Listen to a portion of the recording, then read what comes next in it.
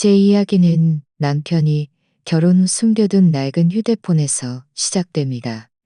시어머니가 우연히 그 휴대폰을 충전하다 메시지를 보고 경악했고 며느리인 저는 서둘러 도망쳤습니다. 그리고 다음 순간 저는 완전히 얼어붙었습니다. 제 이름은 김서연. 올해 32살입니다. 남편 이민준과 결혼한 지 꼭 2년이 되는 해였습니다. 우리는 친구의 소개로 만났죠. 연애 시절 민주 씨는 저에게 한없이 다정했습니다. 무슨 일이든 저의 뜻을 따랐고 늘 저를 공주처럼 떠받들겠다고 속삭였습니다. 그때 저는 비로소 평생을 함께할 인연을 찾았다고 확신했고 주저없이 그와 백년가약을 맺었습니다. 결혼 후 우리는 민준 씨가 결혼 전에 미리 장만해둔 아담하지만 아늑한 아파트로 보금자리로 옮겼습니다. 민주 씨는 인테리어 회사에서 디자이너로 일하며 안정적인 수입을 올렸습니다. 매달 잊지 않고 그로 가득할 것이라고 굳게 믿었습니다. 매달 잊지 않고 월급을 제게 맡겼고 집안의 모든 대소사를 저와 상의했습니다. 그날은 토요일이었습니다. 민준 씨는 회사에 야근하러 갔고 저는 집에서 딱히 할 일이 없어 서재를 정리하기로 마음먹었습니다. 평소 서재는 민준 씨의 전용 공간이라 디자인 도면과 자료, 그리고 낡은 책들이 어지럽게 쌓여 있었습니다.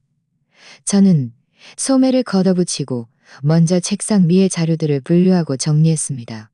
저는 빗자루를 분류하고 정리했습니다.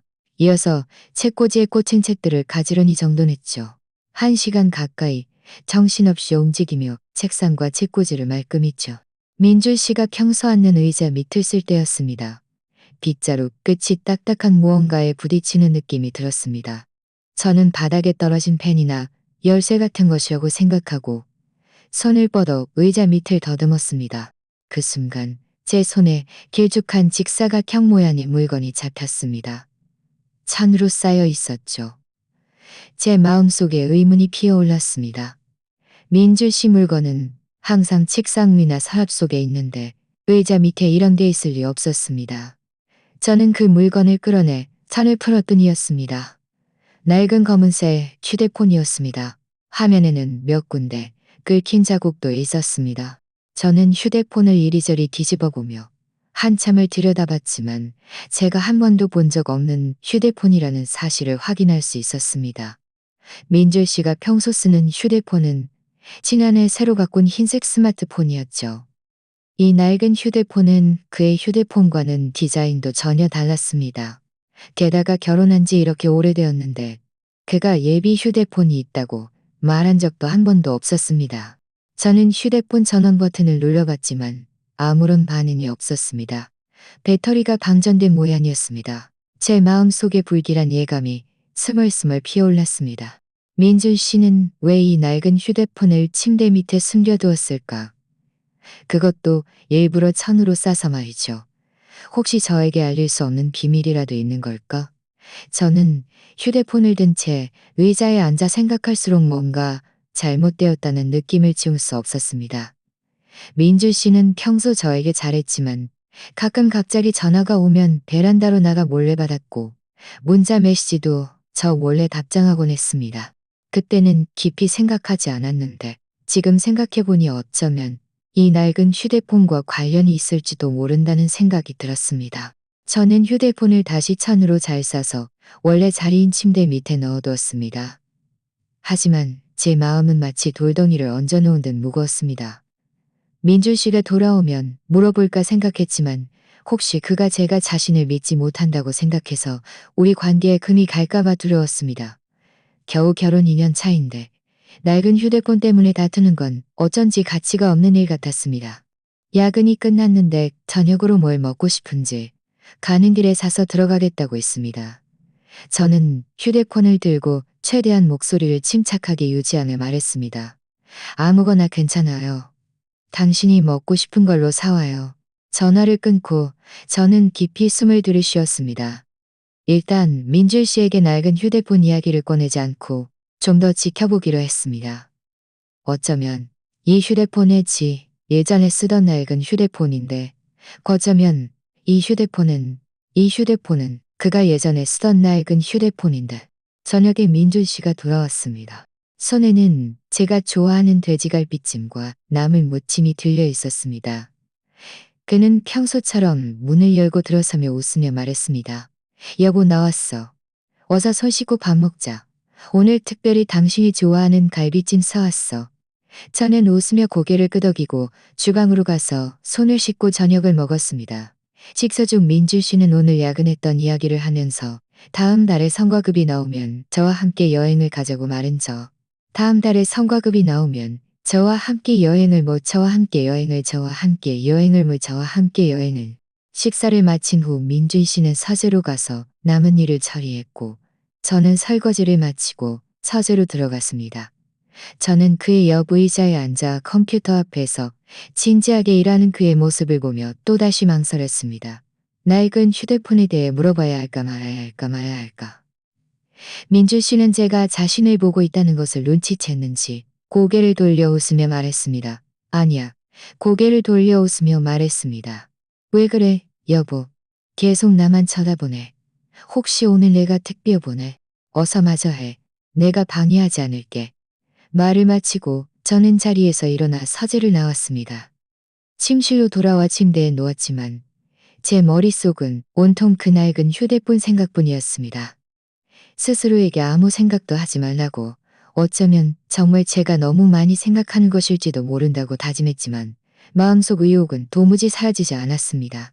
저는 이 낡은 휴대폰에 대한 진실을 언젠가는 반드시 밝혀내야 할 끈.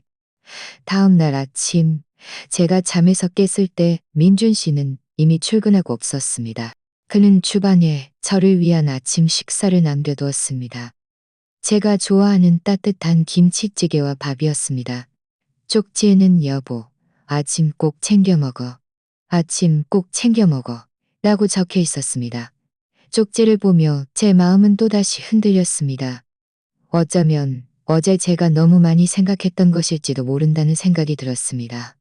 그 낡은 휴대폰은 그저 그가 버리는 것을 잊은 쓰레기일 수도 있었습니다. 아침 식사를 마치고 설거지를 끝낸 후 어제 미처 정리하지 못한 서재 구석을 치우려던 참이었습니다. 갑자기 초인종이 울렸습니다. 저는 현관문 밖을 내다보니 시어머니였습니다. 저는 서둘러 문을 열고 웃으며 말했습니다.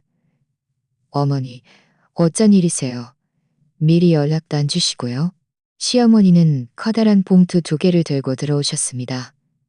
안에는 신선한 채소와 과일, 그리고 직접 담그신 장아찌 한 통이 들어 있었습니다. 시어머니는 신발을 갈아 신으시며 말씀하셨습니다. 어제 너희 아버님하고 통화했는데 밭에 채소가 너무 많이 남았다고 해서 마침 요즘 할 일도 없고 해서 너희 집에서 며칠 지내면서 살림도 좀 봐주고 네가 퇴근하고 와서 힘들게 저녁 준비하는 거 덜어줄까 해서 왔다. 저는 서둘러 시어머니 손에 들린 봉투들을 받아 주방에 내려놓으며 말했습니다. 어머니 뭘 이런 걸 다 가져오셨어요. 저희 집은 별로 할 일도 없으니 그냥 편히 쉬세요. 힘드실까봐 걱정돼요. 사실 제 마음속에는 걱정이 앞섰습니다. 시어머니가 갑자기 오셔서 지내시다가 혹시라도 방을 정리하다가 그 낡은 휴대폰을 발견하시면 무슨 일이 벌어질지 알 수 없었기 때문입니다. 시어머니는 웃으며 말씀하셨습니다. 힘들긴 뭐가 힘드니. 집에서도 심심하던 참인데. 참, 민준이는 출근했니? 저는 고개를 끄덕였습니다. 네, 아침 7시 넘어서 나갔어요. 오늘 중요한 프로젝트 미팅이 있다고 해서요. 일단 여기 앉으세요. 일단 여기 앉으세요. 제가 물 한 잔 드릴게요. 시어머니는 소파에 앉아 거실을 한 바퀴 둘러보며 말씀하셨습니다. 너희 집은 참 깨끗하게 잘 정리했네. 그런데 서재 정리했네. 제 마음이 철렁 내려앉았습니다. 저는 서둘러 말했습니다. 네, 어제 절반 정도 정리했는데 구석구석은 아직 못했어요. 저녁에 민준 씨 오면 같이 정리하면 돼요. 어머니는 신경 쓰지 마세요. 시어머니가 사재로 가실까봐 혹시라도 침대 밑에 낡은 휴대폰을 보실까봐 걱정되었습니다. 하지만 시어머니는 자리에서 일어나 말씀하셨습니다. 어머니, 정말 괜찮아요. 제가 혼자 할 일 없는데 가서 좀 도와줄게. 일찍 끝내면 마음도 편하고 좋지 않겠니? 시어머니는 이미 서재로 들어가 책상 위에 걸레를 집어들고 책상을 닦으며 말씀하셨습니다. 뭘 새삼스럽게 그러니? 너도 회사 다니느라 피곤할 텐데. 내가 좀 도와주면 어떠니? 저는 어쩔 수 없이 옆에서 돕는 척하며 쉬사는 계속 침대 밑을 향했습니다. 혹시라도 시어머니가 그 낡은 휴대폰을 실수로라도 보실까봐 노심초사했습니다. 정리하는 동안 시어머니는 책꽂이를 닦으면서 말씀하셨습니다. 서연아, 너희 결혼한 지 2년이나 되었는데 아이는 언제쯤 가질 생각이니? 너희 아버님하고 나는 손주 볼 날만 기다리고 있단다. 저는 잠시 멍해졌다가 말했습니다. 어머니, 민준 씨랑 이야기해봤는데 2년 정도 더 일하고 나서 직장이 좀 안정되면 아이를 가질 생각이에요. 사실 민준 씨와 저는 아이 문제에 대해 진지하게 이야기해 본 적이 없었습니다. 저는 그저 지금의 안정적인 생활을 아이 때문에 너무 일찍 얽매이고 싶지 않다고 생각했습니다. 시어머니는 한숨을 쉬며 말씀하셨습니다. 저는 더 이상 대꾸하지 않고 어떻게 하면 시어머니를 서재에서 빨리 나가게 할 수 있을까 하는 생각만 했습니다. 바로 그때 시어머니의 휴대폰이 울렸습니다. 아버님에게서 온 전화였습니다. 시어머니가 우리 집에 잘 도착했는지 묻는 전화였습니다. 시어머니는 몇 마디 대화를 나누고 전화를 끊더니 말씀하셨습니다. 너희 아버님이 오후에 집에 잠깐 들러서 뭐 좀 가져오라고 하네. 오후에 집에 다녀와서 저녁에 다시 올게. 제 마음이 한결 가벼워졌습니다. 저는 말했습니다. 어머니, 바쁘시면 왔다 갔다 하지 마세요. 주말에 민준 씨랑 제가 찾아뵙고 인사드리면 돼요. 시어머니는 말씀하셨습니다. 괜찮다.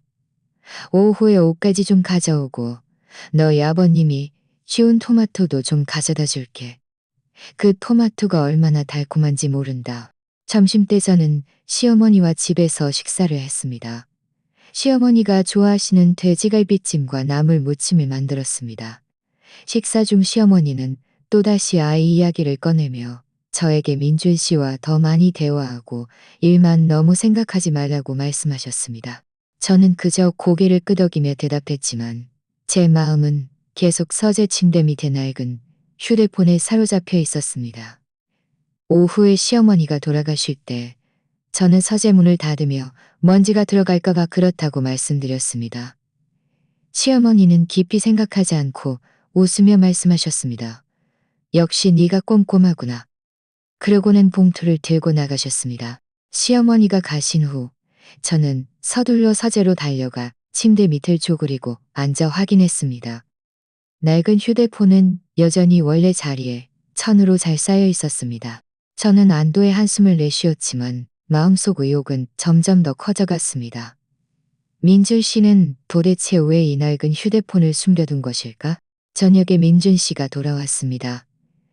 저는 한참을 망설이다가 결국 그에게 낡은 휴대폰 이야기를 묻지 않았습니다. 민준 씨는 제 이상한 점을 눈치채지 못한 듯 다음 주에 우리 결혼 2주년 기념으로 새 옷을 사러 가자고 말했습니다. 민준 씨의 다정한 모습을 보며 저는 또다시 스스로를 의심하기 시작했습니다. 어쩌면 정말 제가 너무 많이 생각하는 것일지도 모른다고. 하지만 침대 밑에 숨겨진 낡은 휴대폰은 마치 가시처럼 제 마음에 박혀 도무지 떨쳐낼 수 없었습니다. 시어머니는 저녁 무렵에 돌아오셨습니다. 옷이 담긴 봉투 외에도 빨갛고 탐스러운 토마토 한 바구니를 들고 오셨습니다. 문에 들어서자마자 웃으며 제 손에 건네주셨습니다. 서연아, 이 토마토는 너희 아버님이 텃밭에서 직접 키우신 거야. 농약도 안 쳤으니 씻어서 바로 먹어도 돼. 얼마나 달콤한지 모른다. 저는 토마토를 받아 서둘러 그릇에 담으며 말했습니다. 감사합니다, 어머니. 그날 저녁, 저는 토마토를 냉채로 만들었습니다. 민준 씨도 마침 퇴근해서 돌아왔습니다. 문을 들어서자마자 어머니 오셨어요? 하고 물었습니다. 시어머니는 민준 씨의 팔을 토닥이며 말씀하셨습니다. 힘들긴 뭐가 힘드니. 그냥 집에 가서 옷까지 좀 가져오고 너희 주려고 토마토도 좀 가져왔다. 참, 너희 서재가 아직 좀 어수선하던데 이따가 내가 가서 다시 정리 좀 해야겠다. 제 마음이 철렁했습니다. 저는 서둘러 말했습니다. 어머니, 괜찮아요. 서재는 제가 내일 정리할게요. 어머니는 방금 오셨으니 좀 쉬세요. 저는 시어머니가 다시 서재로 가셔서 혹시라도 그 낡은 휴대폰을 발견하실까봐 걱정되었습니다. 하지만 민준 씨는 웃으며 말했습니다. 괜찮아요. 어머니. 어머니가 몸 움직이고 싶으시면 그러세요. 서연이는 그냥 겸손해서, 저연이는 그냥 겸손해서 그러는 거예요. 어머니가 도와주시면 콜하세요. 어머니가 도와주시면 콜하시면 훨씬 편하죠. 저는 민준 씨를 노려봤지만 어쩔 수 없이 저는 시어머니가 걸레를 들고 서재로 향하는 모습을 지켜볼 수밖에 없었습니다. 저는 서둘러 뒤따라가며 말했습니다. 제가 어머니랑 같이 정리할게요. 두 사람이 하면 더 빨리 끝나요. 저는 시어머니 옆에 붙어 있으면 적어도 침대 밑을 주시하며 그 낡은 휴대폰을 발견하지 못하게 할 수 있을 거라고 생각했습니다. 서재에서 시어머니는 책상을 닦으면서 말씀하셨습니다. 민준아, 네 책상이 너무 어지럽구나. 도면이 여기저기 널려 있고 다음부터는 다 쓰고 나서 꼭 정리해라. 안 그러면 나중에 찾을 때 얼마나 힘든지 아니? 민준 씨는 문간에서 웃으며 말했습니다. 네, 어머니. 다음부터는 꼭 정리할게요. 그러고는 거실로 가서 TV를 보았습니다. 제 긴장한 표정은 전혀 눈치채지 못한 채였습니다. 저는 바닥에 쪼그리고 앉아 바닥을 닦는 척하며 시선은 계속 침대 밑을 주시했습니다. 시어머니는 책상을 다 닦고 나서 책꽂이를 정리하기 시작했습니다. 침대 밑에 점점 더 가까워지는 것이었습니다. 제 마음속 긴장감은 희었습니다. 갑자기 시어머니가 발을 헛디뎌 휘청거리셨습니다. 저는 서둘러 붙잡으며 말했습니다. 어머니, 조심하세요. 괜찮으세요? 괜찮으세요? 괜찮으세요? 괜찮다, 괜찮아. 그냥 발 밑에 뭐가 걸렸을 뿐이야. 그러고는 고개를 숙여 침대 밑을 보더니 허리를 굽혀 손을 뻗어 천에 쌓인 그 낡은 휴대폰을 꺼내는 것이었습니다.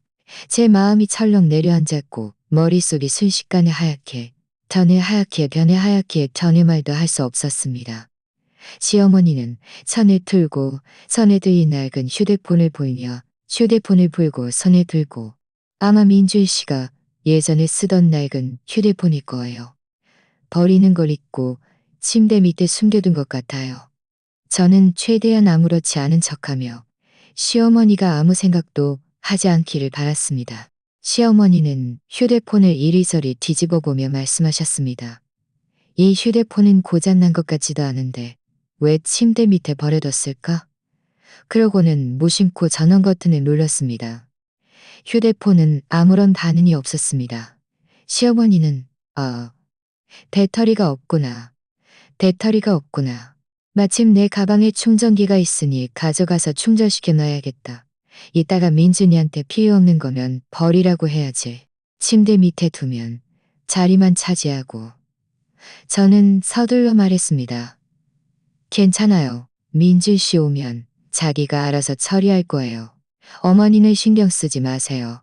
저는 휴대폰을 빼앗으려 했지만 시어머니는 이미 휴대폰을 들고 거실로 가고 있었습니다. 신경 쓰긴. 충전하는 게 뭐가 어렵다고. 시어머니는 아깝지 않니? 충전하는 게 뭐가 어렵다고. 시어머니는 거실로 가서 가방에서 맞는 충전기를 꺼내 낡은 휴대폰을 연결하고는 거실 콘센트에 꽂았습니다. 저는 옆에 서서 속이 타들어가는 것 같았지만 어떻게 막아야 할지 알 수 없었습니다. 민준 씨는 옆에서 TV를 보며 웃으며 말했습니다. 어머니는 정말 가만히 못 계시네요. 그냥 낡은 휴대폰인데 버리면 되지 버리면 되지. 뭘 힘들게 충전까지 하세요. 시어머니는 말씀하셨습니다. 그럼 안 되지. 혹시 안에 중요한 거라도 있으면 어쩌려고. 일단 켜보고 나서 이야기하자. 이제 시어머니가 휴대폰을 충전해서 켜면 혹시라도 이상한 것이라도 나오면 어떻게 해야 할까? 저는 수시로 충전 중인 낡은 휴대폰을 쳐다보며 아무 일도 일어나지 않기를 빌었습니다. 민준 씨는 전혀 대수롭지 않게 여기는 듯 저에게 저녁으로 뭘 먹을지 계속 이야기했습니다. 저는 건성으로 대답하며 그와 이야기할 마음이 전혀 없었습니다. 대략 30분 정도 지났을까 시어머니가 휴대폰을 보러 가시더니 말씀하셨습니다. 충전이 된 것 같네. 켜지는지 한번 눌러봐야겠다. 그러고는 전원 버튼을 눌렀습니다. 휴대폰 화면이 환하게 켜졌습니다. 제 마음속의 긴장감이 순간 극에 달했습니다. 바로 그때 휴대폰 화면에 갑자기 여러 개의 메시지 알림이 떴습니다. 시어머니는 눈살을 찌푸리며 손을 뻗어 메시지를 열었습니다. 저와 민준 씨는 모두 몸을 숙여 무슨 메시지인지 보려고 했습니다. 하지만 시어머니는 메시지를 다 읽고 나자 순식간에 얼굴이 창백해졌고 손까지 떨리기 시작했습니다. 입으로는 작은 소리로 이게 어떻게 된 일이야. 제 마음이 철렁 내려앉았습니다. 저는 서둘러 물었습니다. 어머니, 왜 그러세요? 무슨 일이에요? 시어머니는 갑자기 고개를 돌려 제 손을 꽉 잡았습니다. 목소리까지 떨리고 있었습니다. 서연아, 시어머니가 제 손을 잡은 힘이 너무 세서 좀 아팠습니다. 그녀의 눈은 휘둥그레졌고 입술은 파르르 떨렸습니다. 한참 만에야 겨우 한 문장을 제대로 내뱉었습니다. 너 빨리 도망가. 어서 짐 챙겨서 도망가. 저는 그 말에 온몸이 얼어붙는 것 같아 서둘러 물었습니다. 어머니, 도대체 무슨 일이에요? 자세히 말씀해 주세요. 왜 도망가야 해요? 민준 씨도 다가온 의사를 찌푸리며 말했습니다. 어머니, 혹시 잘못 보신 거 아니에요?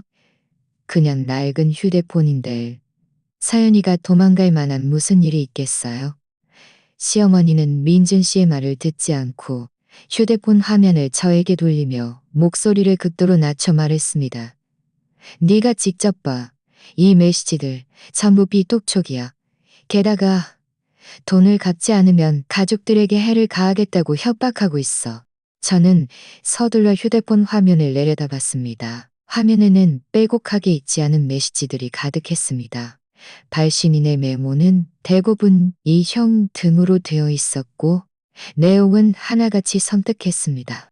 이민준, 네가 진 빚 5억 언제 갚을 거야? 숨어 있으면 해결될 줄 알아? 더 질질 끌다가 돈 못 받으면 네 집에 가서 네 마누라 찾을 거야. 잔머리 굴리지 마. 네 집 주소도 알고 네 마누라가 어디 다니는지도 알아. 돈 안 갚으면 네 마누라랑 애한테 해를 가해서 네가 산채로 지옥을 맛보게 할 거야. 저는 읽을수록 등골이 오싹해졌고 손까지 떨리기 시작했습니다. 5억 원이라니. 민준 씨가 언제 이렇게 많은 돈을 빚졌지? 저는 그와 결혼한 지 2년 동안 매달 월급을 제게 맡겼고 집안 살림도 제가 관리했습니다. 그가 어떻게 이렇게 엄청난 빚을 질 수 있을까? 저는 고개를 돌려 민준 씨를 바라보며 목소리까지 떨렸습니다. 민준 씨, 도대체 이게 무슨 일이에요? 당신이 5억이나 빚졌다고요? 왜 저한테 한 번도 말해주지 않았어요? 민준 씨의 얼굴은 순식간에 새빨개졌고 시선을 피하며 저를 제대로 쳐다보지 못했습니다. 그는 더듬거리며 말했습니다. 이건 다른 사람이 잘못 보낸 메시지일 거야. 아니요. 네 휴대폰이 아니라고. 시어머니가 갑자기 목소리를 높였다가 다시 서둘러 낮추셨습니다. 이 휴대폰은 네 서재 침대 밑에서 찾은 거야. 네 것이 아니면 누구 것이란 말이니? 언제까지 우리를 속일 생각이야? 이 메시지들은 전부 명확하게 적혀 있는데 아직도 속이려고 하니? 저는 민준 씨에 흥딛고 있었던 것입니다. 5억 원이라니, 5억 원이라니. 저는 민준 씨의 흔들리는 눈빛을 보며 마음속이 싸늘하게 식었습니다.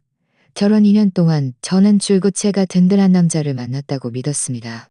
우리 같은 평범한 가정에게는 그야말로 천문학적인 액수였습니다. 민준 씨, 저에게 솔직히 말해봐요. 이 돈은 도대체 어떻게 빚진 거예요? 저는 마음속의 분노를 억누르며 최대한 목소리를 침착하게 가라앉혔습니다. 민준 씨는 고개를 숙이고 두 손을 꽉 쥐었습니다. 한참 만에야 겨우 입을 열었습니다. 작년에 주식 투기하다가 빚진 거예요. 그때 친구가 주식으로 돈 벌 수 있다고 해서 당신한테 좋은 다이아몬드 반지라도 사주고 싶어서 돈을 더 벌고 싶어서. 주식 투기? 저는 제 귀를 믿을 수 없었습니다. 당신이 주식 투기를 했는데 왜 저한테 말하지 않았어요? 5억이라니. 당신은 이게 무슨 의미인지 알아요? 우리가 밥도 안 먹고 몇 년을 모아야 겨우 모을 수 있는 돈이에요. 어떻게 이렇게 어리석을 수 있어요? 어떻게 이렇게 어리석을 수 있어요?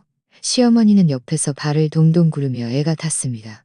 이걸 어떻게 이렇게 어리석을 수 있어요? 이걸 어떻게 이렇게 큰일을 어떻게 우리한테 숨길 수 있어? 우리 가족을 전부 죽이려고 작정했니? 민줄 씨는 고개를 들었습니다. 그의 눈에는 죄책감으로 가득했습니다. 서연아, 내가 잘못했어. 내가 돈을 갚을 수 있을 거라고 생각해서 당신들한테 말 안 했어. 원래 올해 말까지는 돈을 다 갚으려고 했는데 이렇게 독촉이 심할 줄은 몰랐어. 이렇게 독촉이 심할 줄은 몰랐어. 제 마음은 실타래처럼 엉켰습니다. 한편으로는 갑자기 닥쳐온 엄청난 빚더미, 다른 한편으로는 시어머니가 저보고 도망가라는 절박한 외침. 저는 눈앞에 익숙하면서도 낯선 민준 씨를 바라보며 참지 못하고 눈물을 흘렸습니다. 어머니, 제가 가는 어머니는 어떻게 해요? 민준이는 남자니까.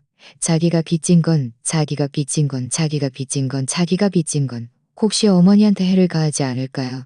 시어머니는 눈물을 닦으며 말씀하실까요? 너는 죄가 없으니 연루되어서는 안 돼. 어서 가. 멀리 가면 갈수록 좋아. 민준 씨도 서둘러 말했습니다. 서연아, 어머니 말씀 들어. 일단 며칠만 숨어 있어. 내가 돈을 갚을 방법을 찾아볼게. 이 문제 해결되면 내가 당신을 찾아갈게. 응? 저는 민준 씨를 바라보며 실망감이 휩싸였습니다. 그는 아직도 이런 허황된 말을 하고 있었습니다. 5억은 5천 원이 아니었습니다. 어떻게 말처럼 쉽게 갚을 수 있단 말입니까? 그 빚독 총 메시지에는 저에게 해를 가하겠다고까지 적혀 있었습니다. 제가 정말 여기 남으면 위험해질 수도 있었습니다. 하지만 제가 떠나면 시어머니 혼자 집에 남게 되는데 혹시라도 빚쟁이들이 찾아오면 그 연로하신 분이 어떻게 감당할 수 있을까? 제 마음은 갈등으로 요동쳤고 눈물은 더욱 굵게 흘러내렸습니다. 시어머니는 제가 움직이지 않자 다급하게 저를 밀며 말씀하셨습니다. 서연아, 망설이지 마. 더 망설이다가는 늦어진다. 어서 짐 챙겨. 내가 가방 찾아올게. 그러고는 침실로 달려가셨습니다. 저는 그 자리에 서서 민준 씨를 바라봤습니다. 그는 고개를 숙이고 저를 쳐다보지 못했습니다. 제 마음속에 갑자기 한 가지 생각이 떠올랐습니다. 이 일에 혹시 다른 속사정이 있는 건 아닐까? 민준 씨는 주식 투기로 빚졌다고 했는데 그 빚독촉 메시지에는 왜 아내와 아이를 언급했을까? 우리는 아이가 없는데 말입니다. 이 생각이 떠오르자마자 저는 서둘러 고개를 흔들었습니다. 지금은 이런 생각을 할 때가 아니었습니다. 일단 제 안전을 지키는 것이 가장 중요했습니다. 저는 깊이 숨을 들이쉬고 몸을 돌려 침실로 걸어갔습니다. 짐을 챙길 준비를 했습니다. 하지만 제 마음속으로는 제가 잠시 숨어 있는다 해도 이 빚은 마치 시한폭탄처럼 언젠가는 터질 것이라는 것을 분명히 알고 있었습니다. 저는 침실로 들어가 옷장을 열었지만 뭘 챙겨야 할지 알 수 없었습니다. 머릿속은 온통 그 빚독촉 메시지와 민준 씨의 흔들리는 눈빛으로 가득했고 마음은 혼란스럽고 두려웠습니다. 어머니는 여행용 가방을 주셨습니다. 시어머니는 여행용 가방을 들고 들어오셔서 제 손에 건네주셨습니다. 눈물이 또다시 멈출 수 없이 흘러내렸습니다. 지난 2년간 제가 행복하다고 믿었던 결혼 생활이 지금은 한편의 코미디 같았습니다.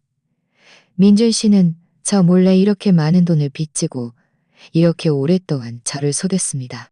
슬퍼하지 마. 시어머니는 제 등을 토닥이며 목소리까지 울먹이셨습니다. 이건 전부 민준이 잘못이야. 너랑은 상관없어. 일단 며칠 숨어 있다가 이 사태가 진정되면 그때 다시 방법을 생각하자. 저는 고개를 끄덕이고 통장과 신분증을 가방에 넣었습니다. 지퍼를 잠그려던 순간 갑자기 거실에서 쾅 하는 문 두드리는 소리가 들렸습니다. 문을 부술 듯이 강력한 소리였습니다. 저와 시어머니는 둘 다 깜짝 놀라 서로를 바라봤습니다. 둘 다 직감했습니다. 분명 빚쟁이들이 온 것이었습니다. 문 열어. 이민준, 어서 문 열어. 문 밖에서 거칠고 험악한 고함 소리가 들려왔고 문을 가로차는 소리도 섞여 있었습니다. 민준 씨는 거실에서 달려왔습니다.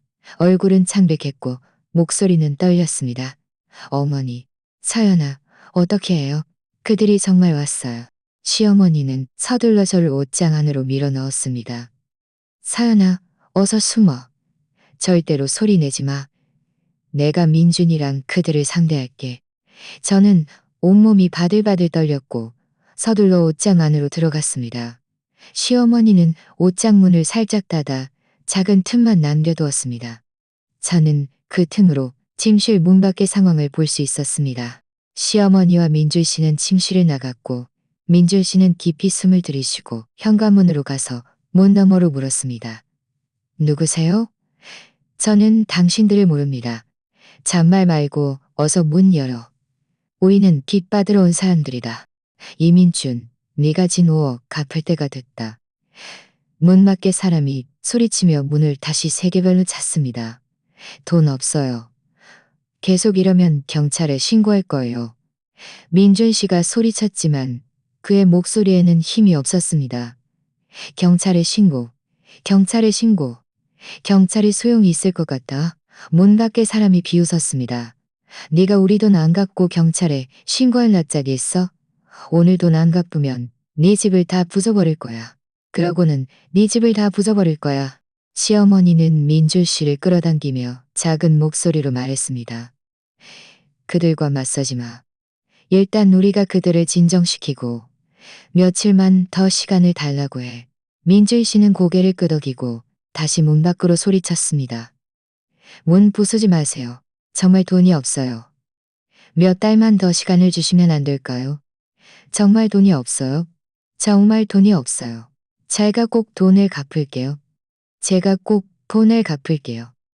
민준 시간, 우리는 이미 너에게 몇 번이나 시간을 줬어. 문 밖에 사람이 소리쳤습니다. 이 월급으로는 가족 부양하기도 힘든데 5억을 갚을 능력이 없어요. 능력이 없다고? 그럼 네 마누라는? 네 마누라도 직장 다니지 않아? 네 마누라 보고 돈 빌려오라고 해. 문 밖에 사람이 소리쳤습니다. 우리는 네 마누라가 어디 다니는지도 알아. 네가 돈 안 갚으면 내일 당장 그 회사로 찾아갈 거야. 저는 옷장 아래서 이 말을 듣고 심장이 튀어나올 것 같았습니다. 그들이 제가 어디 다니는지까지 알고 있다니. 게다가 저를 찾아오려고 하다니. 우리 며느리한테는 찾아가지 마세요. 이 일은 며느리랑 상관없어요. 돈은 민준이가 빚진 거니까 민준이한테 받으세요. 며느리랑은 상관없다고요. 문 밖에 사람이 비웃었습니다. 그들은 부부잖아. 부부의 빚은 공동 책임이야. 그 여자가 왜 상관없어? 오늘 돈을 갚든가 아니면 우리가 그 여자를 데려갈 거야. 언제 돈 갚으면 그때 풀어줄게. 민준 씨는 서둘러 말했습니다. 제 아내는 찾아가지 마세요. 제가 당신들과 같이 갈게요. 제 아내는 찾아가지 마세요. 네가 가면 누가 돈을 갚을 건데. 문 밖에 사람이 말했습니다. 우리는 네 마누라가 필요해. 어서 그 여자를 내놔. 안 그러면 우리가 문 부수고 들어간다. 그러고는 문 부수는 힘이 더욱 강해졌습니다. 문짝에는 이미 금이 가기 시작했습니다. 저는 옷장 안에서 온몸이 바들바들 떨렸고 눈물이 멈출 수 없이 흘러내렸습니다. 저는 더 이상 시어머니와 민준 씨가 저를 막아서게 둘 수 없다는 것을 알았습니다. 만약 문이 부서지면 그들은 분명 침실로 들어와 저를 찾을 것이었습니다. 저는 깊이 숨을 들이쉬고 천천히 옷장 문을 열고 밖으로 나갔습니다. 시어머니와 민준 씨는 저를 보고 둘 다 깜짝 놀랐습니다. 시어머니는 서둘러 말했습니다. 서연아, 네가 왜 나왔니? 어서 들어가. 어머니 민준 씨, 제가 당신들한테 짐을 지게 할 수는 없어요. 저는 눈물을 닦으며 목소리는 떨렸지만 단호하게 말했습니다. 그들이 찾는 건 저예요. 제가 그들과 이야기할게요. 안 돼. 너는 가면 안 돼. 민준 씨가 저를 붙잡았습니다.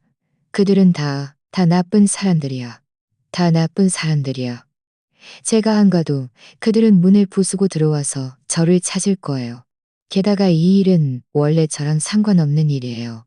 제가 그들에게 분명히 말해야겠어요. 말을 마치고 저는 현관문으로 걸어갔습니다. 민준 씨가 저를 붙잡으려 했지만 저는 그의 손을 뿌리쳤습니다. 저는 깊이 숨을 들이쉬고 문 밖으로 소리쳤습니다. 저는 이민준의 아내입니다. 할 말이 있으면 저에게 하세요.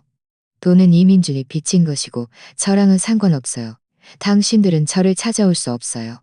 문 밖의 사람들은 잠시 멍해졌다가 말했습니다. 너랑 상관없다고? 너희는 부부잖아.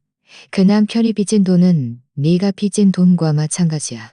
오늘 돈 안 갚으면 우리가 너를 데려갈 거야. 저는 그와 이미 이혼할 거예요. 제가 소리쳤습니다. 이 말은 제가 방금 옷장 안에서 생각한 것이었습니다. 우리는 이미 이혼 합의서에 서명했고 이제 구청에 가서 소송만 밟으면 돼요. 문 밖의 사람들은 잠시 침묵했습니다. 그러고는 말했습니다. 이혼? 이혼하면 관계가 깨끗해질 것 같아? 이 돈은 너희가 결혼한 후에 그 남자가 빚진 거야.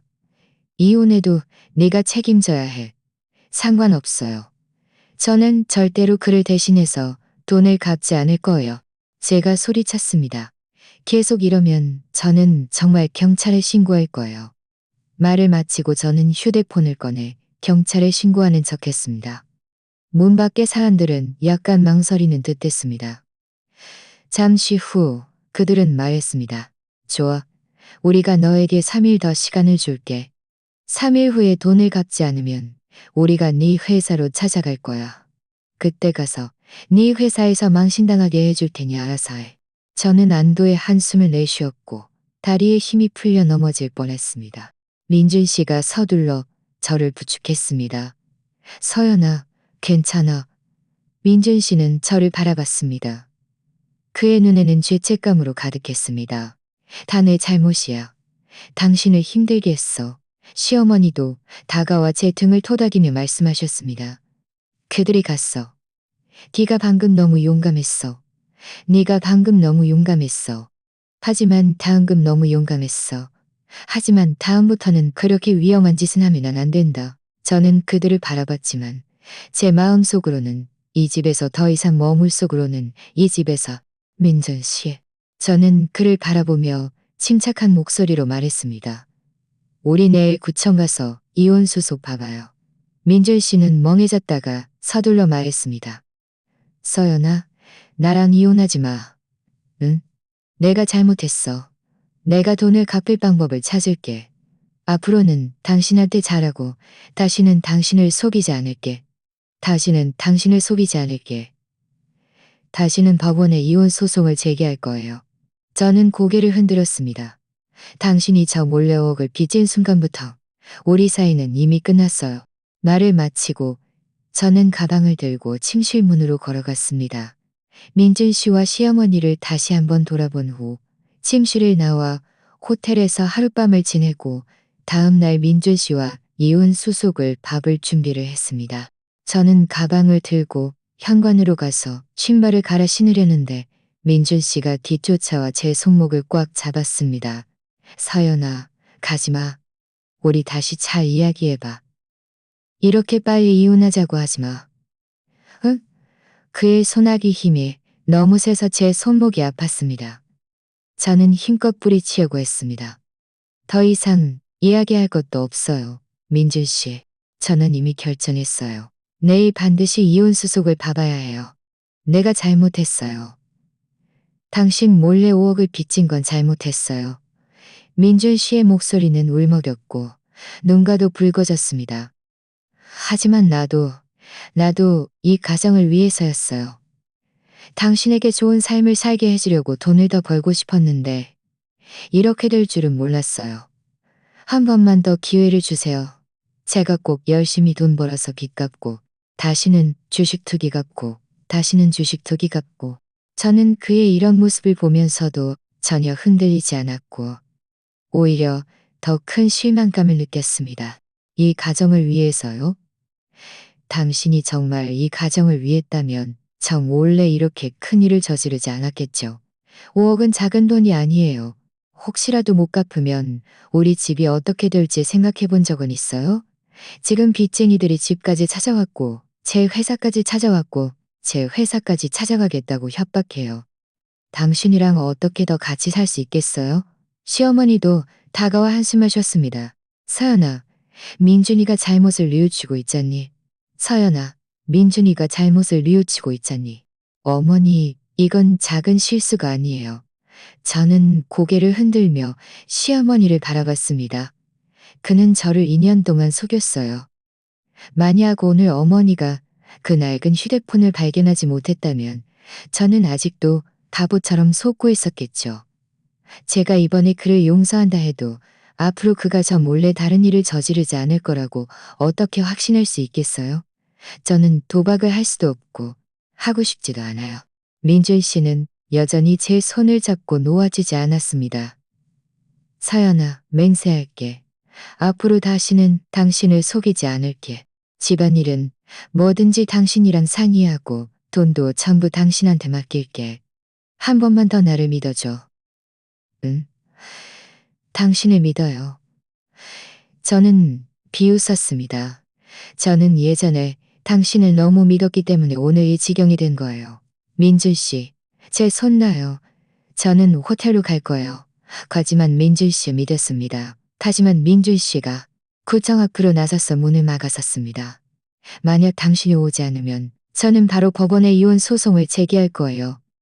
말을 마치고 저는 힘껏 거예요. 이렇게 늦은 시간에 혼자 여자가 호텔 가는 건 너무 위험해. 무슨 일이든 내일 다시 이야기하자. 오늘은 집에 있어야 해. 위험? 저는 그를 바라봤습니다. 저는 지금 이 집에 있는 게 더 위험해요. 빚쟁이들이 언제든 다시 올 수 있는데 저는 여기서 불안에 떨고 싶지 않아요. 비켜요. 민준 씨가 목에 핏대를 세우며 말했습니다. 이혼 안 하겠다고 약속하지 않으면 당신을 못 가게 할 거야. 저는 그가 이렇게 무리하게 나올 줄은 예상하지 못했습니다. 제 마음속의 분노가 순식간에 치솟았습니다. 이민준, 너무 심하네요. 이 집은 이미 당신 때문에 엉망진창이 되었는데 제 자유까지 제한하려 들어요. 계속 안 비키면 저는 경찰에 신고할 거예요. 말을 마치고 저는 휴대폰을 꺼내 정말로 112를 누르려 했습니다. 민준 씨는 제가 진지하게 나오는 것을 보고 얼굴색이 변했습니다. 천천히 한 발 뒤로 물러서서 더 이상 문을 막지 않았습니다. 쾅 그를 노려보고 문을 열고 나갔습니다. 복도에 서서 제 마음은 만감이 교차했습니다. 눈물이 또다시 멈출 수 없이 흘러내렸습니다. 2년의 결혼 생활이 이렇게 끝나는구나. 슬프지 않다고 하면 거짓말이었지만 그보다 더 큰 감정은 해방감이었습니다. 저는 아파트 단지 근처에 있는 체인 호텔을 찾아 방을 잡았습니다. 방에 들어서자마자 가방을 소파에 던져놓고 침대에 털썩 주저앉았습니다. 온몸에 힘이 쭉 빠지는 것 같았습니다. 저는 휴대폰을 꺼내 가장 친한 친구 박지혜에게 전화를 걸어 지금까지 있었던 일을 전부 이야기해 주었습니다. 지혜는 전화로 듣고는 분통을 터뜨렸습니다. 이민준, 정말 너무한 놈이네. 너 몰래 그렇게 많은 돈을 빚지다니. 서연아, 네가 잘했어. 반드시 이혼해야 해. 안 그러면 나중에 또 무슨 문제가 생길지 몰라. 걱정하지 마. 내일 내가 너랑 구청에 같이 가줄게. 민준이가 혹시라도 딴짓하면 내가 혼내줄 거야. 지혜의 격려에 제 마음은 한결 놓였습니다. 고마워, 지혜야. 네가 옆에 있어주니 안심이 된다. 전화를 끊고 잔을 씻고 침대에 누워 잠이 들었습니다. 그날 하루 너무 많은 일이 일어나서 저는 너무 지쳐 있었습니다. 다음 날 아침, 저는 7시쯤 잠에서 깼습니다. 씻고 옷을 갈아입고 구청으로 갈 준비를 했습니다. 지혜도 일찍 호텔 앞에 도착해서 저를 태우러 왔습니다. 서연아, 어제 잠 못 잤어? 눈이 부었네? 지혜가 저를 보며 말했습니다. 그녀의 눈에는 안쓰러움이 가득했습니다. 저는 웃으며 말했습니다. 괜찮아. 그냥 좀 피곤했을 뿐이야. 지금은 훨씬 나아. 가자. 늦으면 안 되니까. 우리가 구청에 도착했을 때는 겨우 8시 반이었습니다. 민준 씨는 아직 오지 않았습니다. 저와 지혜는 문 앞에서 기다렸습니다. 지혜가 말했습니다. 민준이가 혹시 안 오는 거 아니야? 시간을 질질 끌려고 할 수도 있어. 만약 그가 안 오면 우리는 바로 법원에 이혼 소송을 제기하자. 시간을 낭비할 필요 없어. 저는 고개를 끄덕였습니다. 나도 그렇게 생각하고 있었어. 바로 그때 택시 한 대가 문 앞에 멈춰 섰습니다. 민준 씨가 차에서 내렸습니다. 그는 매우 초췌해 보였고 눈에는 핏발이 서 있었습니다. 아마 밤새 잠을 못 잔 모양이었습니다. 그는 제 앞으로 걸어와 갈라진 목소리로 말했습니다. 부모님이 돈 일부를 모아주겠다고 하셨어. 남은 돈은 내가 천천히 갚을게. 다시는 빚쟁이들이 당신을 귀찮게 하지 않을 거야. 저는 그를 보며 말했습니다. 민준 씨, 너무 늦었어요. 저는 이미 결정했어요. 당신 부모님이 돈을 모아주신다 해도 이 빚은 마치 가시처럼 제 마음에 박혀 있어요. 우리는 다시는 예전으로 돌아갈 수 없어요. 그냥 좋게 헤어져요. 더 이상 서로를 괴롭히지 말아요. 민준 씨가 또다시 무슨 말을 하려는데 지혜가 한 발 앞으로 나서서 제 앞을 가로막으며 말했습니다. 이민준, 더 이상 서연이를 괴롭히지 마. 네가 잘못했으니 오늘 이 결과가 된 거야. 맞다니 네가 책임을 져야지. 어서 서연이랑 이혼 수속 봐봐. 모두의 시간 낭비하지 말고. 민준 씨는 지혜를 보고 또 저를 보았습니다. 제가 이미 마음을 굳혔다는 것을 알았는지 한숨을 쉬며 말했습니다. 알았어. 이혼 수속 밟을게. 하지만 당신은 알아줬으면 해. 나는 단 한 번도 당신을 해칠 생각은 없었어. 나는 그저 당신에게 좋은 삶을 주고 싶었을 뿐이야. 저는 더 이상 아무 말도 하지 않고 몸을 돌려 구청 안으로 들어갔습니다. 민준 씨가 제 뒤를 따랐고 지혜도 저와 함께 들어갔습니다. 이혼 수속을 밟을 때 직원분이 우리에게 자발적으로 이혼하는 것인지 재산 분할과 채무 문제에 대해 합의했는지 물었습니다. 저는 민준 씨를 바라보며 말했습니다. 우리는 공동 재산이 없어요. 집은 당신이 결혼 전에 산 것이니 당신 소유예요. 당신의 채무는 당신 개인적인 것이고 저랑은 상관없으니 당신이다. 저랑은 상관없습니다. 동의합니다. 네, 동의합니다. 저는 이혼 증명서를 들고 마음속의 슬픔 대신 훨씬 더 큰 해방감을 느꼈습니다. 구청을 나와 민준 씨는 저를 보며 말했습니다. 혹시 도움이 필요한 일이 있으면 언제든 저에게 전화 주세요. 제가 최선을 다해 도와줄게요. 저는 고개를 끄덕였습니다. 네, 당신도 몸 조심해요. 말을 마치고 저는 지혜와 함께 떠났습니다. 뒤돌아보지 않았습니다. 뒤에 차에 앉아 지혜가 말했습니다. 서연아, 축하해. 드디어 해방되었네. 이제부터 우리 잘 살자. 다시는 이민준 때문에 속삭으리 잘 살자. 이제부터는 나 자신을 위해 살고 내가 원하는 삶을 살 거야. 하지만 제 마음속으로는 이 일이 아직 끝나지 않았다는 것을 분명히 알고 있었습니다. 빚쟁이들은 겨우 3일의 시간을 주었고 민준 씨가 돈을 마련할 수 있을지는 미지수였습니다. 만약 그가 돈을 마련하지 못하면 빚쟁이들은 여전히 저를 찾아올 것이었습니다. 저는 저 자신을 보호할 방법을 찾아야 했습니다. 지혜와 헤어진 후 저는 원래 살던 아파트 단지로 돌아가지 않았고 회사에도 가지 않았습니다. 먼저 친정으로 돌아갔습니다. 부모님은 사건의 전말을 알게 된 후 엄마는 그 자리에서 울음을 터뜨리셨고 아빠는 울지 않으셨지만 얼굴색이 매우 좋지 않았습니다. 계속해서 민준 씨가 너무 비열하다고 말씀하셨습니다. 아빠는 말씀하셨습니다. 서연아, 두려워하지 마. 아빠가 있잖아. 아빠가 있잖아.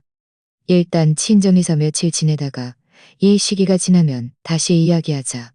혹시라도 빚쟁이들이 집에 와서 난동을 피우면 아빠가 경찰에 신고할 거야. 그날 오후 저는 회사 상사에게 전화해서 집에 급한 일이 생겨 며칠 휴가를 쓰고 싶다고 말씀드렸습니다. 상사도 흔쾌히 허락해 주었습니다. 다음 이틀 동안은 아무런 움직임이 없었습니다.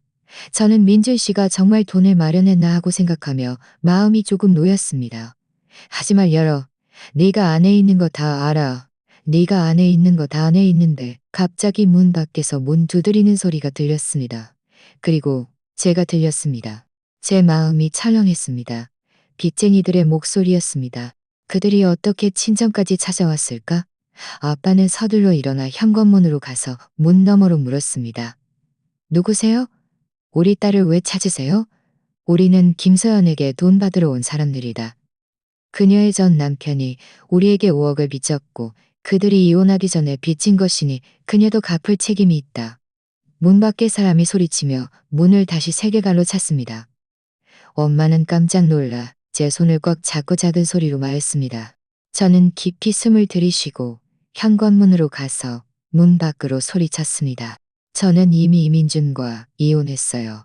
그의 채무는 그 개인적인 것이고 저랑은 상관없어요.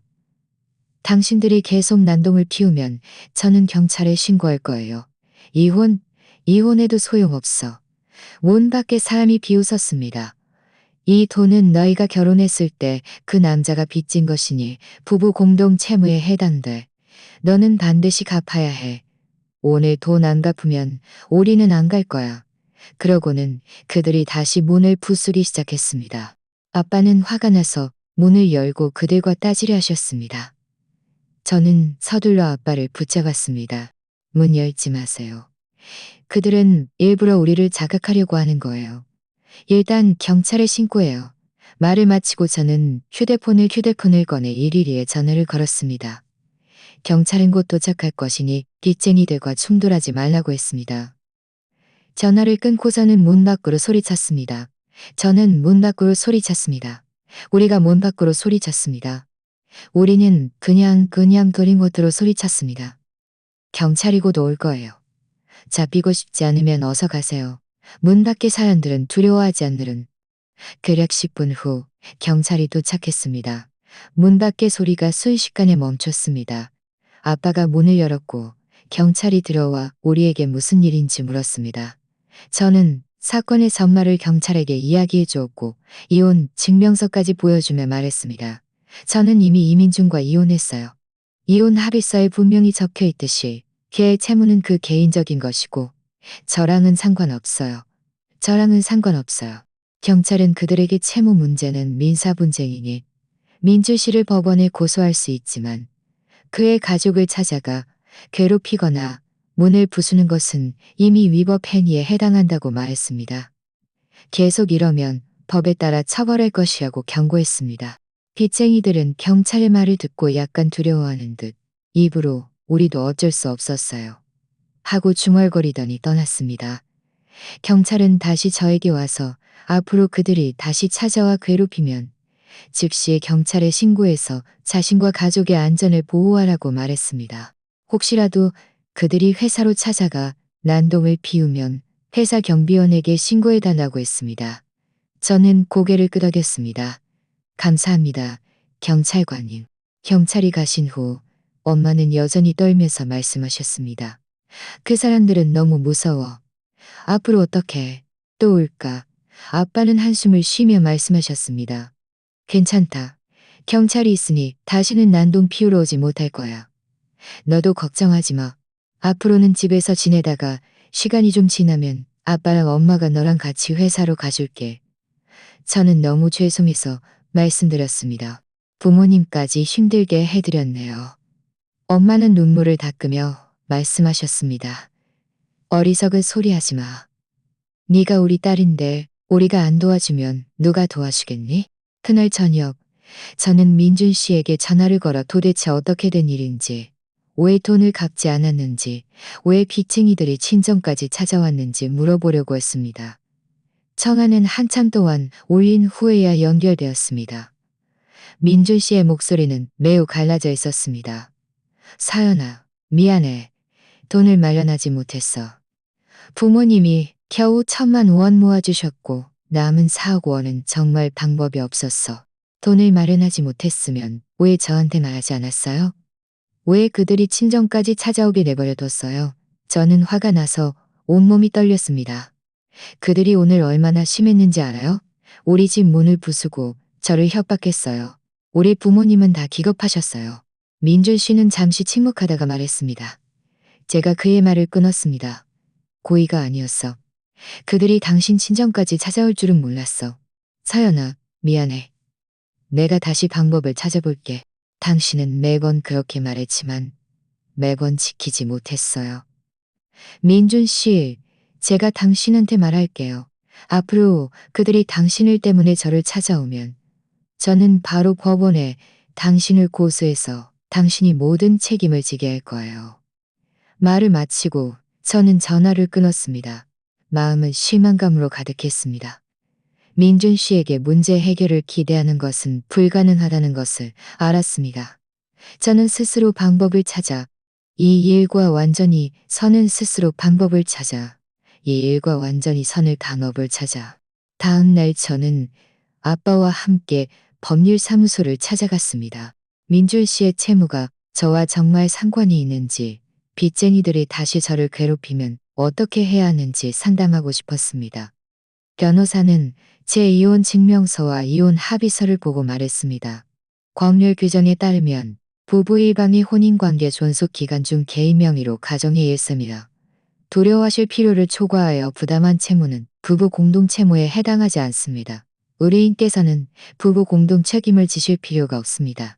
의뢰인께서는 책임을 지실 필요가 없습니다. 혹시라도 빚쟁이들이 다시 괴롭히면 증거를 수집해서 법원에 고소하거나 경찰에 신고하시면 됩니다. 변호사의 말을 듣고 제 마음은 훨씬 더 안정되었습니다. 변호사는 또 저를 위해 성명서를 작성해 줄 수 있다고 말했습니다.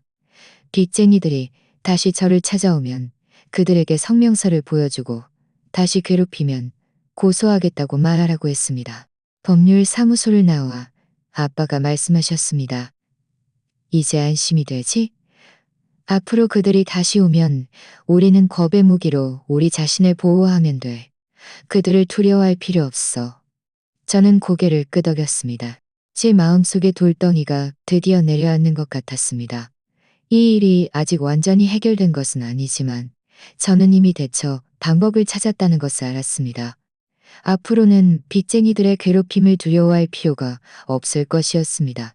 그날 오후 저는 회사로 돌아가 출근했습니다. 동료들은 저를 보고 며칠 동안 왜 안 나왔는지 물었습니다.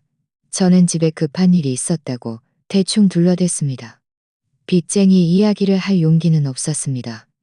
출근하는 동안에도 빚쟁이들이 회사로 찾아와 난동을 피울까봐 걱정했지만 하루 종일 평온했습니다. 아무 일도 일어나지 않았습니다. 그들은 아마 경찰에게 잡히는 것이 두려워 다시는 오지 못할 것이라고 생각했습니다. 퇴근할 때 저는 민준 씨에게서 온 카톡 메시지를 받았습니다. 그는 이미 빚쟁이들과 합의해서 매달 5억만 원씩 천천히 갚기로 했다고 했습니다.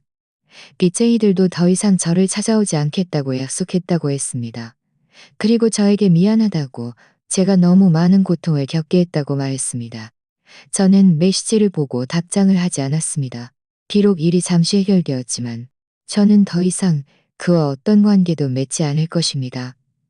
앞으로 저는 열심히 살고 저 자신을 위해 살 것입니다.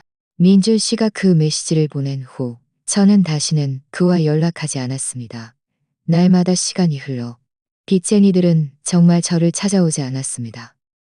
회사에서도 바람잘 날 없이 평온했습니다. 제 마음속의 불안감은 드디어 완전히 사라졌습니다. 출근할 때는 모든 에너지를 일에 쏟았습니다. 이전에는 집안일 때문에 업무 진행이 많이 지체되었는데 이제는 서둘러 만회해야 했습니다. 우리 부서는 최근 큰 프로젝트를 진행 중이었는데 상사께서 중요한 업무를 저에게 맡겨주셨습니다.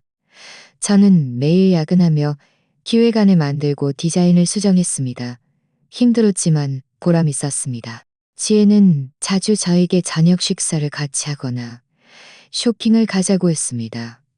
만날 때마다 그녀는 제게 요즘 어떻게 지내는지 물었고 제가 아직 민준 씨 일 때문에 마음 아파할까봐 걱정했습니다. 저는 늘 웃으며 그녀에게 말했습니다. 나는 이미 그 불행했던 일들을 다 잊었어.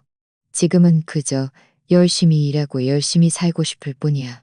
한 번은 우리가 쇼핑몰에서 구경하다가 민준 씨의 동료를 만났습니다. 그 동료는 예전에 우리와 함께 식사한 적이 있는 사람이었습니다. 저를 보고 처음에는 멍해졌다가 이내 다가와 저에게 인사를 건넸습니다. 김서연 씨, 오랜만이에요. 민준 씨랑은 잘 지내세요? 저는 웃으며 말했습니다. 저는 웃으며 말했습니다. 저는 웃으며 말했습니다. 저희는 이미 이혼했어요. 지금은 각자 자기 삶을 살고 있어요. 그 동료는 놀라서 말했습니다. 빚 갚으려고 집까지 담보로 잡혔다고 하더라고요. 게다가 밖에서 아르바이트도 구해서 매일 아주 늦게까지 일한다고 들었어요. 저는 그 말을 듣고 아무런 감정도 들지 않았습니다. 그저 그래요? 저는 그의 사정을 잘 몰라요. 하고 말할 뿐이었습니다. 그 동료와 헤어진 후 지혜가 말했습니다. 봐, 이민주는 자업자득이야. 처음부터 너 몰래 주식 투기만 안 했어도 오늘 이 지경까지 오지 않았을 텐데. 저는 고개를 끄덕였습니다. 응. 하지만 이건 다 그 자신의 선택이었고 그 결과도 그 자신이 감당해야지. 비록 겉으로는 그렇게 말했지만 제 마음속에는 여전히 약간의 감회가 남아 있었습니다. 언젠가 민준 씨와 평생을 함께할 것이라고 생각했지만 결국 이렇게 끝날 줄은 몰랐습니다. 하지만 지금 생각해보니 다행히 제가 제때 손절해서 그의 빚더미에 휩쓸리지 않았습니다. 안 그랬으면 제 삶은 분명 엉망진창이 되었을 것입니다. 대략 한 달 후 회사 프로젝트가 성공적으로 완료되었습니다. 상사께서는 회의에서 저를 칭찬해 주셨고 월급도 올려주셨습니다. 저는 너무 기뻐서 그날 저녁 지혜와 부모님을 모시고 외식하며 거하게 한턱 냈습니다. 식사 중 아빠가 말씀하셨습니다. 서연아, 네가 지금 이렇게 잘 지내는 모습을 보니 아빠랑 엄마는 안심이 된다. 앞으로 괜찮은 사람 만나면 너무 거부하지 마. 혼자 사는 건 너무 외로운 일이니까. 저는 웃으며 말했습니다. 알았어요. 하지만 저는 지금은 연애할 생각 없어요. 일단 일에 집중하고 싱글 라이프를 즐기고 싶어요. 엄마도 웃으며 말씀하셨습니다. 그래, 재촉하지 않을게. 식사를 마치고 부모님을 집으로 모셔다 드렸습니다. 아파트 단지 길을 걷는데 엄마가 제 손을 잡고 말씀하셨습니다. 서연아, 네 어릴 때 기억나니? 늘 엄마 뒤를 졸졸 따라다니면서 나중에 디자이너가 되겠다고 말했잖아. 지금은 비록 디자이너는 아니지만 회사에서 하는 일이 디자인이랑 관련이 있으니 어릴 때 꿈을 이룬 셈이구나. 제 마음이 따뜻해졌습니다. 엄마, 항상 저를 지지해 주셔서 감사해요. 부모님이 없었다면 저도 그 힘든 시간을 이겨내지 못했을 거예요. 엄마는 눈물을 닦으며 말씀하셨습니다. 그때부터 제 삶은 점점 더 순조로워졌습니다. 일에서는 점점 더 능숙해졌고 상사께서도 저를 점점 더 중요하게 여기셨습니다. 생활에서는 부모님, 지혜와의 관계가 더욱 돈독해졌습니다. 가끔 친구들과 함께 여행도 갔습니다. 요가 학원에도 등록해서 매일 퇴근 후 요가를 했습니다. 몸을 이완시킬 뿐만 아니라 업무 스트레스도 해소할 수 있었습니다. 업무 스트레스도 해소할 수 있었습니다. 한 번은 요가 학원에서 최유진이라는 여자를 알게 되었습니다. 그녀는 저와 나이게 되었습니다. 유진이는 작은 꽃집을 운영하고 있었는데 가끔 제가 쉬는 날에는 그녀의 꽃집에 가서 일을 돕기도 했습니다. 오색찬란한 꽃들을 보고 있으면 제 기분도 저절로 좋아졌습니다. 대략 반년 후 저는 모르는 번호로 온 문자, 메시지를 받았습니다. 민준 씨에게서 온 것이었습니다. 그는 이미 빚의 일부를 갚았고 담보로 잡혔던 집도 되찾았다고 말했습니다. 그리고 지금은 주식 투기는 하지 않고 그저 열심히 일하며 안정적인 삶을 살고 싶다고 말했습니다. 마지막으로 그는 제가 앞으로 행복하기를 바란다고 축복해 주었습니다. 저는 메시지를 보고 한참을 생각하다가 결국 답장을 보냈습니다. 당신의 축복도요. 당신의 축복도요. 당신도 앞으로 잘 되기를 바라요. 비록 우리는 부부가 될 수는 없었지만 원수가 될 필요도 없었습니다. 결국 한때는 서로 사랑했으니까요. 문자 답장을 보낸 후 저는 휴대폰을 가방에 넣고 다시 유진이의 꽃집에서 일을 도왔습니다. 햇살이 창문을 통해 들어와 꽃들 위로 쏟아졌고 제 몸 위에도 따스하고 편안하게 내려앉았습니다. 저는 눈앞의 모든 것을 바라보며 마음속에 행복이 가득했습니다. 저는 과거는 이미 지나갔고 그 불행했던 일들은 마치 악몽 같았다는 것을 알았습니다. 이제 악몽에서 깨어나 제 삶도 다시 제자리로 돌아왔습니다. 앞으로는 더욱 열심히 일하고 더욱 진심으로 삶을 살아가며 주변 사람들을 소중히 여기고 다시는 저 자신을 여기고 다시는 저 자신을 힘들게 하지 않을 것입니다. 어쩌면 미래의 길에는 또다시 어려움이 닥쳐올지도 모르지만 저는 더 이상 예전의 나약한 김서연이 아닙니다. 저는 희망을 품고 용감하게 나아가기만 한다면 반드시 제가 원하는 모습으로 살아갈 수 있을 것이라고 믿습니다. 자, 오늘의 이야기는 여기까지입니다. 시청해 주셔서 감사합니다. 제 채널이 마음에 드신다면 구독과 좋아요 부탁드립니다. 행복하세요.